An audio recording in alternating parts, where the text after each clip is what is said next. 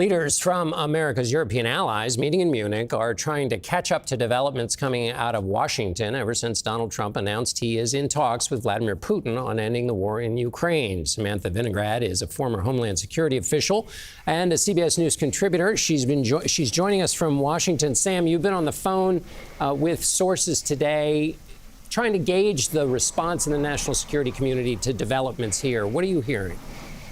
Well, I'm hearing broad-based concern from foreign counterparts, as well as really a bipartisan set of stakeholders here in the U.S. about both the choreography of Trump's outreach as well as the substance of what he's saying vis-a-vis the war in Ukraine.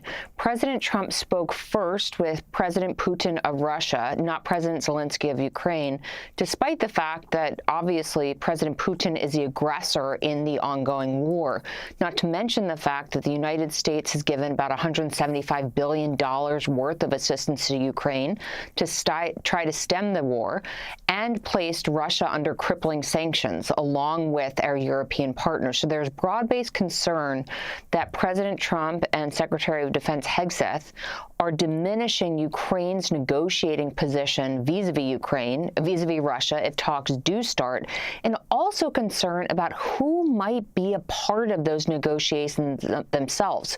Would European partners be at the table? Would Ukraine be invited at a senior level, or would this really be a bilateral Trump to Putin discussion? And on that question of Europe, Europe has some history with invaders, and so they're particularly nervous about talking to Russia. What are some options for them if they're not in the conversations, as it looks like they kind of aren't at the moment? Well, the United States is by leaps and bounds the biggest provider of foreign assistance to Ukraine. Europe does give a lot of money relative to their own GDPs, but it really pales in comparison to the U.S. contributions. Europe could in some way try to up their own contributions to Ukraine if the United States withdraws support.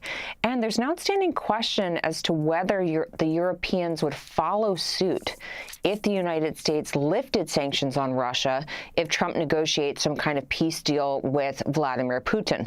For example, President Trump's Secretary of Defense, Pete Hegseth, had said it was unrealistic that Ukraine would ever return to its 1991 borders. The Europeans don't agree with that, and so may not follow through on any commitments made as part of a peace deal if they don't agree with the terms.